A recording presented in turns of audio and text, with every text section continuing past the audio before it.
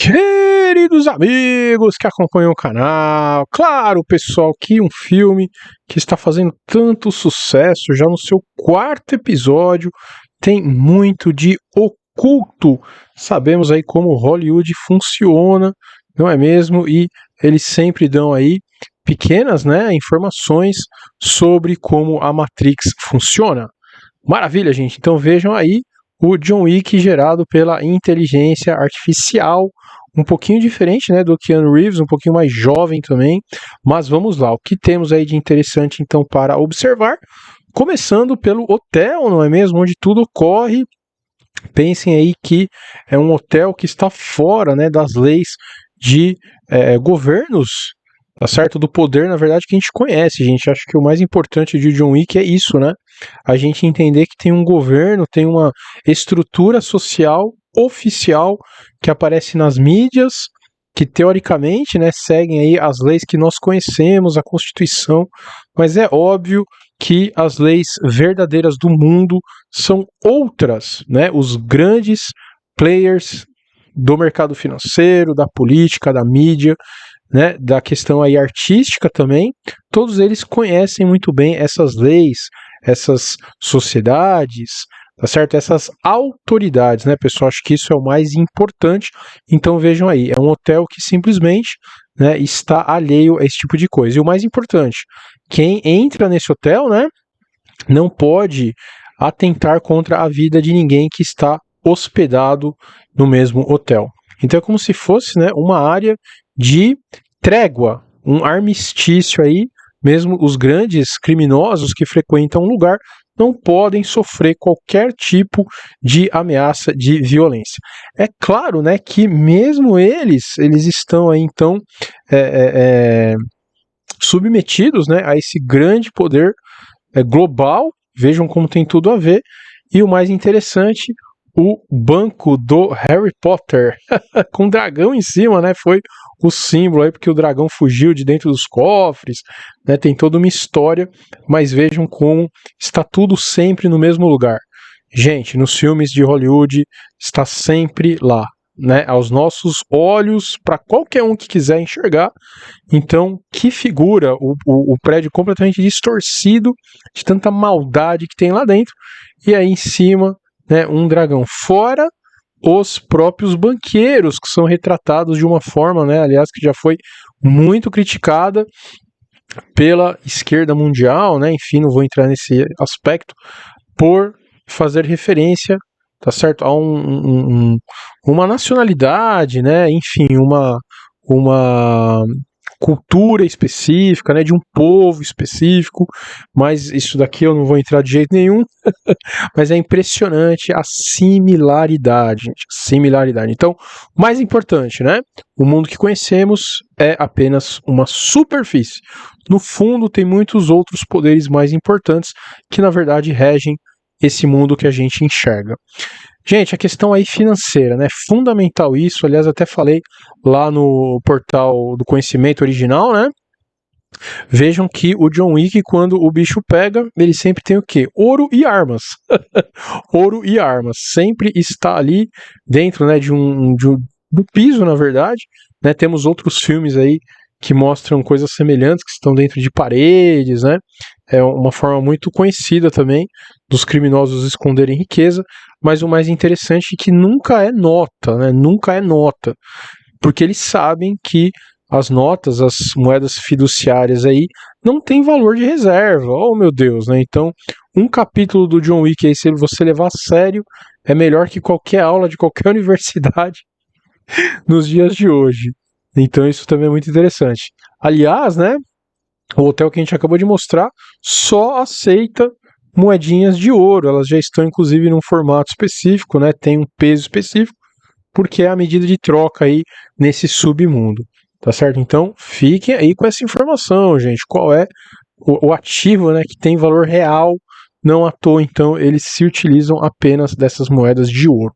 Gente, tem uma outra questão também muito interessante, que eu sinto muito quem não conhece e não aplica, isso na vida. Acho que isso sim é fundamental.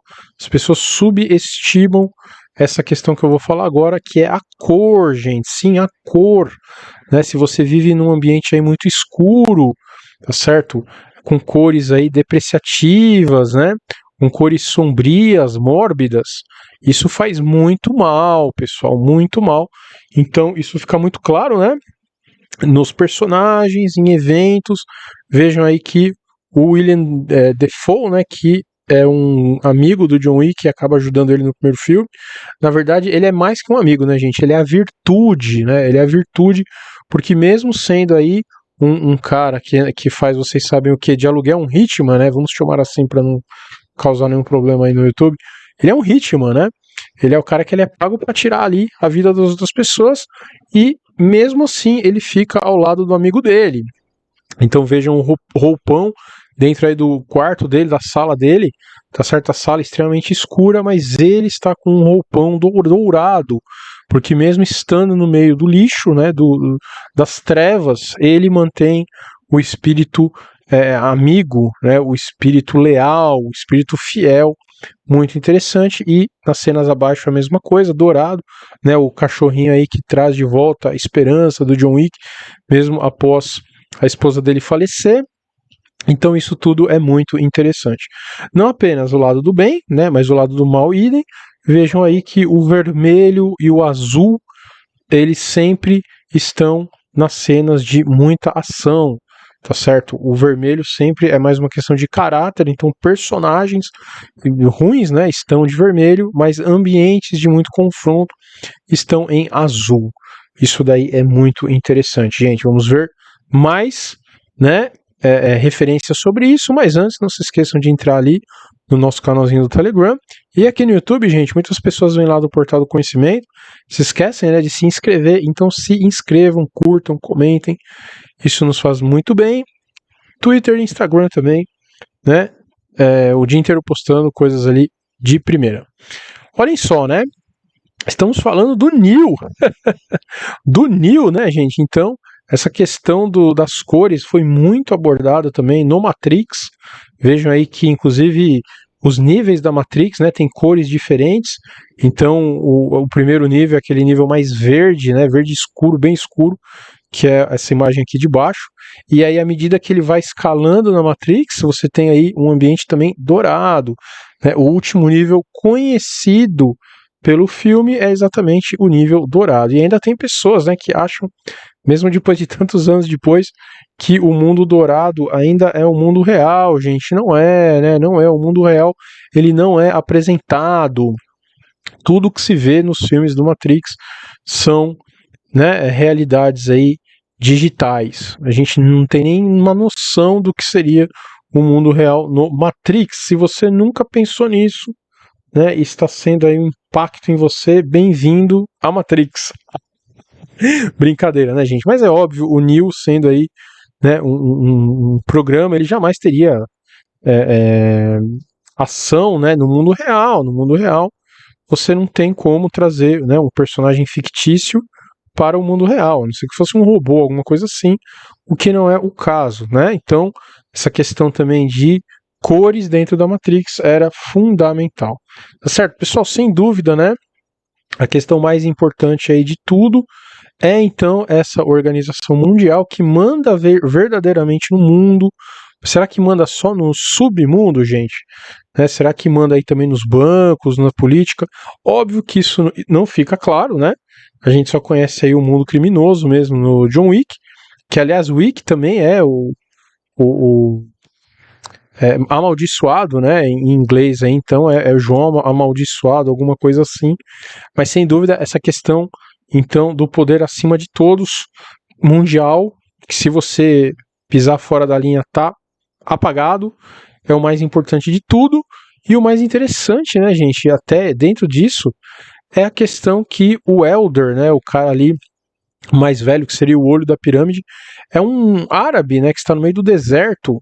Será que isso é alguma referência ao poder do petróleo, né?